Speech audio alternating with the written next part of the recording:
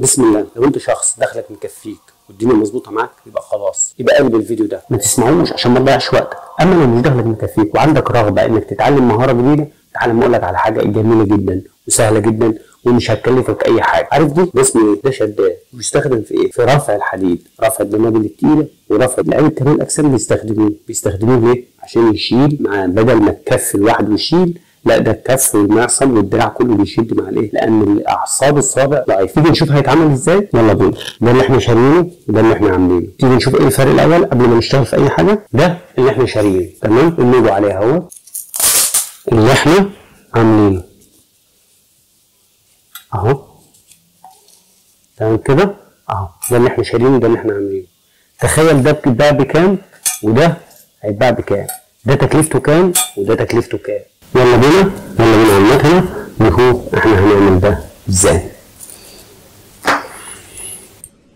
بسم الله والصلاة والسلام على رسول الله. اللهم صل وسلم وبارك عليك يا سيدي رسول الله.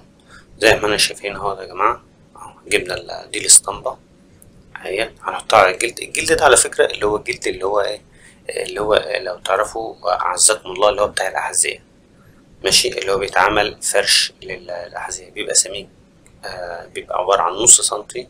بعد ما حددناها اهوت تمام كده، نبدأ نقصها قصة كويسة، قصة نضيفة يعني، ماشي. تعالوا نشوف بقى هنعمل ايه. هنجيب الحزام ده طوله كام؟ طوله 35 سنتي، ممكن تخليه 30 سنتي عادي، بس احنا هنقطع اهوت 35 سنتي. بعد ما قطعنا 35 سنتي هنجيب حزام كمان، تمام كده، هيبقى طوله برضو 35 سنتي، ماشي اهو، ونبدأ نقطعه. ودول الاتنين اللي هما الدايرتين السمر دول، دي اللي هو اللزق، اللي هو الستيكر اللي هما بيلزقوا بعض، اللي هو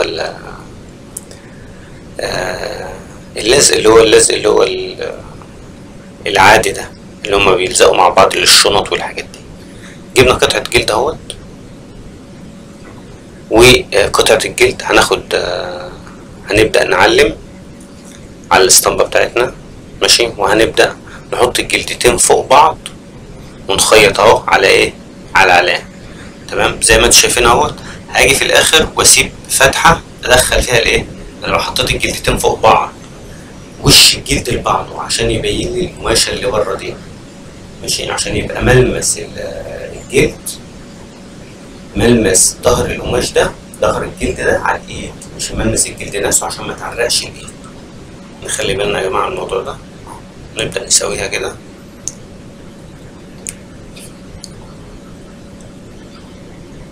بعد ما نسويها في فتحة انا كنت سايبها، تمام، نبدأ نحطها فين؟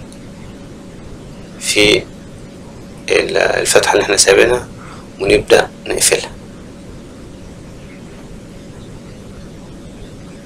ماشي.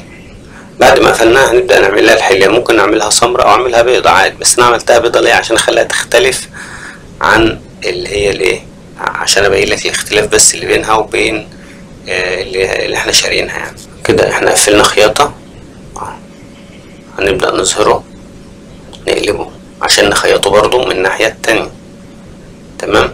هي على فكرة الحلية اللي بره دي بيبقى عايزة لها مكنة اسمها كورديلا. الكورديلا دي بتعمل اللي هي الدواير بتاع الشنط دي والحاجات اللي زي دي يعني. هنبدأ نخيط عليه تاني.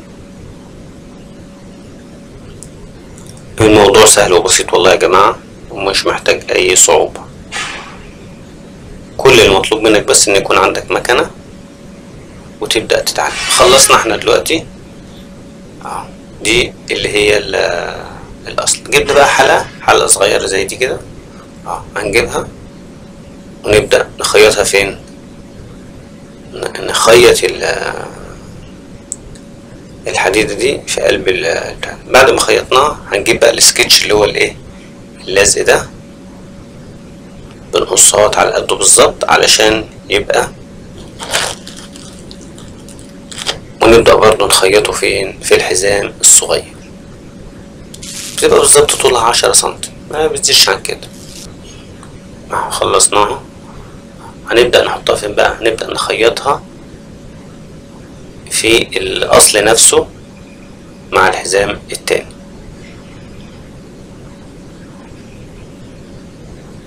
ده الحزام العريض اهو جبناه، بتخيطه يا دوبك، بتسيب 5 سنتي في قلب البتاع ده اللي بيشد بقى نفسه.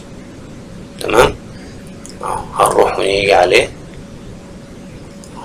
شفتوا عامل ازاي اهو، ونبدأ نحط الايه الحزام التاني برضو ونبدأ نخيطه.